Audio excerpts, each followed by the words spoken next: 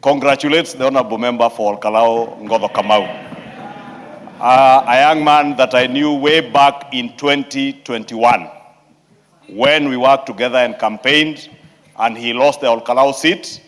And following his work in 2021, he has now been elected as a member for Kalou, and I want to congratulate you. Let me congratulate you and tell you that you have a very short time to serve the people of Kalou. It may be a position that the people of Kalou, all Kalou, or indeed any part of Kenya, are being bribed with transformers. But the same people of Kalou will demand that you deliver power to them and you deliver transformers to them. So even with a well-rehearsed and well-written speech, I congratulate you. But may those who wrote it for you also know that the people will hold you to account, my brother. And you will remember me, Ngodo, because I know I have relatives in all Kalou, and he knows many of my relatives in that constituency. Honorable Speaker, back to this session of paper. We enacted the National Infrastructure Fund Act earlier this year. It was signed into law. A board has already been appointed after competitive recruitment, and now the National Treasury was required to bring this session of paper on the investment policy that will guide us on how we finance commercially viable infrastructure of national significance, Honorable Speaker, how we mobilize both domestic and international finance to be able to finance in an alternative manner without necessarily going back to our taxpayers. Honorable Speaker, this investment policy, with the amendments that have been proposed by the committee, and I must thank the Committee of Finance and National Planning, because when I went through the report this morning, I hear the chairman was surprised that I tabled a report on his behalf. And he forgets when the Speaker approves a report, any committee's report, the office of the Leader of Majority gets a copy signed by the Speaker. And that is why I'm able to table these reports, even in the absence of the chairs. And I did that in Swahili, Honorable Speaker.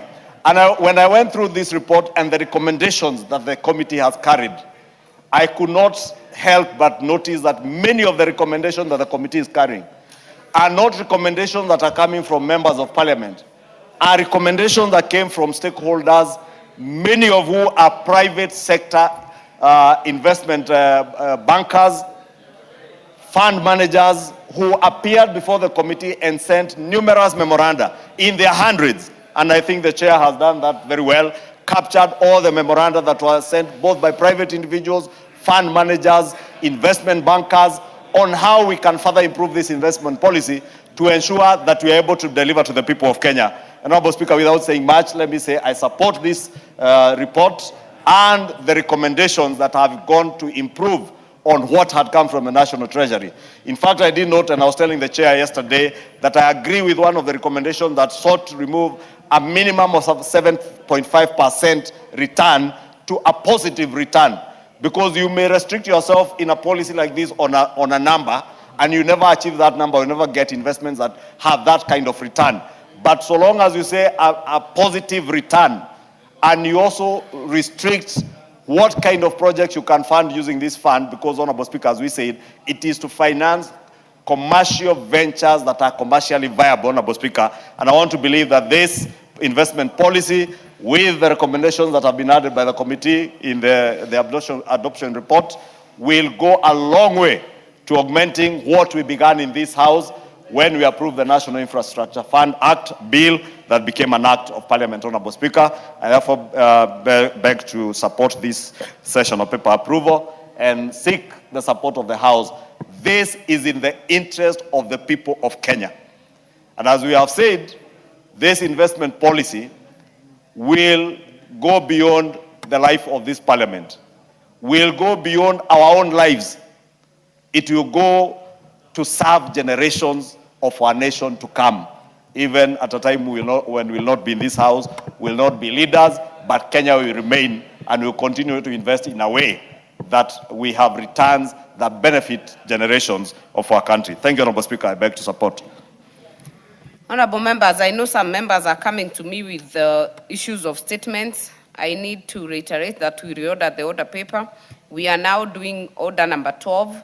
We'll do order number 13 and then go back to statements. This motion has only 5 minutes for each speaker. Mayaka, if you intend to speak on this, use the intervention. Thank you, Honorable Speaker, for the opportunity to also speak on this very important policy paper. Honorable Speaker, I want to, from the onset, just support this investment policy because, as it has been said by the mover of the motion and majority leader as well, this puts in place a specific framework that will enable the board to actually structure and ensure that the funds are used in the proper place. Honorable Speaker, some of the principles and advantages of this particular policy paper is in the fact that it gives commercial discipline. What I mean by commercial discipline, Honorable Speaker, is that it ensures that a fund that has been put for a specific type of project goes to that particular project. And Honorable Speaker, there are very many projects that have been put under this that are very, very key and very important. You look at different areas that have been considered. There's the transport infrastructure, there's energy, there's water. And for me, Honorable Speaker, especially under transport, where it speaks about not only the road infrastructure, but also the railway infrastructure, which are very key for us because we've seen some of those projects have already taken effect. But Honorable Speaker, what is also very key and very important is about the risk management guardrails that have been included in this particular policy paper. And Honorable Speaker, earlier today, we had a very interesting conversation in a meeting with young people from Kenya and civil society about the freedom of debt management in our country. And one of the issues that came up was the fact that we don't seem to be having proper mechanisms, and we've not been able to really review our Public Finance Management Act for us to be able to make sure that we are proactively managing the issue of debt in our country. Honorable Speaker, in this particular policy paper, it talks about a cap for the projects, where it says that 20% maximum of assets to a single project, allocated to a single project. It further says that for every sector, there's a limit of exposure, that any single sector cannot exceed 40% of the total assets, which, Honorable Speaker, is also something that is very key and very important. Honorable Speaker, looking at the area of water and irrigation infrastructure, we are a country that is very pro-agriculture. And for me, this is a very important space that the policy seeks to also ensure that is well guarded and well financed, because we don't have a lot of counties that are actually productive in terms of agriculture. But when we have a situation where the policy intends to actually make sure that there's water supply, water storage, dams, irrigation, bulk water infrastructure, and especially for the arid and the semi-arid areas, then it means that we will not only be focusing on just the food basket counties of this country, but that we'll also be focusing on other areas that are not currently productive. Honorable Speaker, on the issue of national priority infrastructure, and especially our airports and the railway, as I had alluded to, for us, like for me personally, who comes from Nyamira County, this is very exciting because with the review of the structure and the plan for the SGR, and the fact that it is now going to also pass through Nyamira in an area called Ichung'wah, for me this is very exciting because the policy now puts into action what was put into paper. And it ensures that the National Infrastructure Fund is actually being realistic, and that it is actually being put into proper use that will assist this country of ours. Because, Honorable Speaker, as it has been said, this is one of those things that you call a perpetual policy document that we do have. A document that ensures that we, as a country, we are outliving the things that we are doing currently to make sure that future generations are also benefiting from this. Therefore, Honorable Speaker, with those few remarks, I beg to support and I submit. I thank you. Very well. Honorable Elachi. Thank you, Madam Speaker. Madam Speaker, also rise to support and to say that, Madam Speaker, this is one policy that will help us, first of all, to shift from the challenges we've always faced, as my colleagues have said, of debt, but also now to go and look at a lead investment strategy that will help us to move.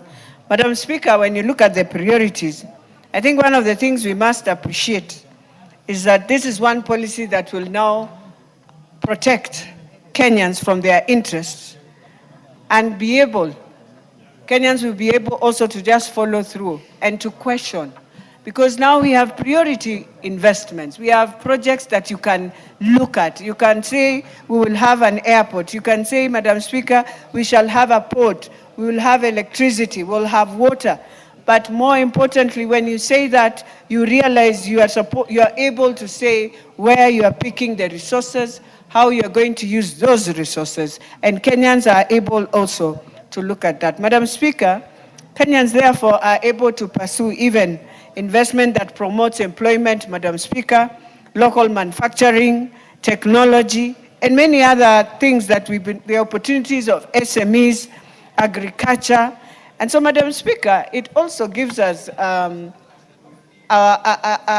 strength within Parliament to oversight, that you are able to oversight better when you have such a policy that opens up. The more important thing we must ask ourselves, Madam Speaker, even as we bring in the investment and what Kenyans will be asking us as Parliament, is that as we look at doing all these big infrastructures, how are we then going to be able, Madam Speaker, to pay the debts that we've had before? Because I know this is now a new way of doing things, which also we should be asking counties on how they can tap on this, Madam Speaker. You realize some of the functions that we have, we need, again, also counties to come in. So that when you're talking of the infrastructure fund, the investments that you want to see, when you're talking about renewable energy, when you're talking about ICT, when we are talking about pharmaceuticals, then the most important thing is to ask yourself, in this, how are we carrying in the counties that have had also a lot of challenges, a lot of debt, and mostly internal debt or domestic debt, Madam Speaker? And so as we even clean up and ensure that we want to see ourselves moving forward, one of the things we should never forget, Madam Speaker, is the pending bills that we have carried also for many years since we started counties. We are talking of Katiba 16, Madam Speaker. One of the challenges, I can tell you, and you know, you were in the Senate, to date has been that we are carrying debt that is of Kenyans. Forget about even the external debts that we have. So how are we now restructuring ourselves as we go to deal with these big projects to ensure that even the debts we carry, we must ensure that these debts are paid as we move forward. So that is one thing this House has to look at, and so that we are not blamed that we are creating good things that are new, but then we have an older baggage that we are carrying for the country that is not doing well. So lastly, Madam Speaker, even as Kenyans question us, we have to also ask ourselves that as we move forward, the team that is going now to carry this, how will they ensure that these projects will never be elephant projects or will never be derailed, that when you start a project, you must finalize a project. With that, Madam Speaker, I beg to support. Before the next speaker, allow me to recognize in the public gallery Chairperson Tuyet Secondary School from Chepalungu constituency, Bomet County. We welcome you to observe the proceedings of the House. Marianne, what is out of order? Madam Speaker, I stand under Standing Order number 95 and ask the mover to reply because we have many statements. Today is closing day and many people have statements that they need to make before the close of the day. Thank you. Order, members. A member has risen in her place so that proposer we will call the mover to reply. I therefore put the question that the mover be called to reply. As many as are of that opinion say aye. Aye. As many as are of a contrary opinion say nay. No. The ayes have it. Mover. So Honorable Speaker, I want to thank the members that have contributed to this particular motion, session of paper, Honorable Speaker. But to guarantee the honorable members, including my good friend, the Honorable Speaker, there has been a concern that maybe the viability of this project, there are some areas that may not benefit from this particular project because they're not commercially viable. But the way we have drafted this investment policy, we have made sure that anywhere across the Republic of Kenya where infrastructure is needed, there is a way of guaranteeing that it's actually commercially viable, and we shall make sure there's going to be even distribution of those infrastructure projects across the country, Honorable Speaker. I want the great people of Molo, the way, for example, the people of Nyeri enjoy going home and taking 1 hour along that very big highway. That the people of Molo may also enjoy going home and just taking an hour and all the way to Kericho and all the way to Homa Bay, the other side, Honorable Speaker, and they don't have to sleep on the road, Honorable Speaker.